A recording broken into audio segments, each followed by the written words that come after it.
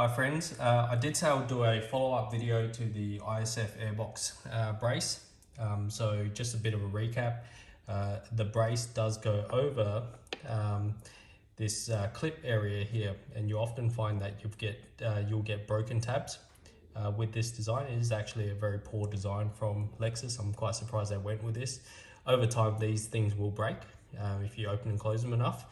What the brace does is, if you've got a broken tab, it will keep that pin in, that locking pin. This is the locking pin over here. It will keep that locking pin in place and stop it from flying off. And if you've got a unbroken one, it will actually just support that and hopefully prevent it from breaking in the future. So it could be used as a bit of a preventative maintenance for your car. So in the first version, I developed this brace that went over like that. That fit quite nicely, basically putting in the clip like so. You got to reuse your existing clip. This is made out of metal. I'm still trying to figure out how I make a plastic version of this so I can share it with you guys. Basically like so, clipping in place, but the problem with that is there is nothing stopping it from being pulled vertically off like that. So that design goes in the bin. I've actually developed a new design over here, which has a bit of a wider base there and is a very tight fit. Actually, you got to use quite a lot of force to actually get that in place there, but you know, rest assured, if you push down hard enough, it will go in place. Also, I've left enough of a strip here, so if you're game enough, you could use like an epoxy glue or something along those lines, or double-sided 3M tape. I'm going to see how I go without that. It should be solid enough to stop it from flicking off. So I'm going to go ahead and show you how to install that. I'll try on the broken side first. So I will insert, it's always easier going a diagonal, and then pushing it into the area that you see over there. Let me just try that again.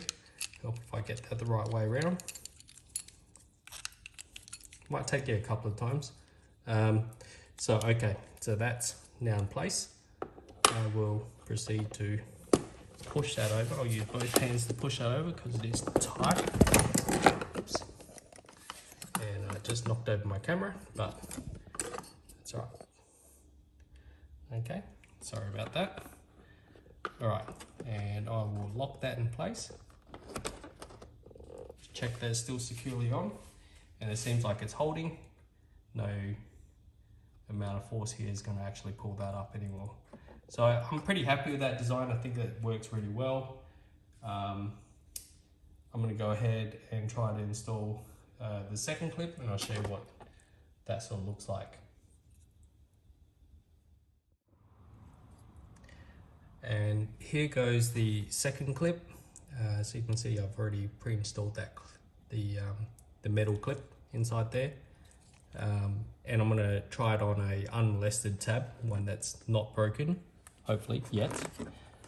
So I'll just go ahead, and once again, it does require a lot of force. Hopefully this time I don't drop my camera. That's fine, and that looks like it's gone not quite in yet. We'll give that a go, see how it goes. Very tight.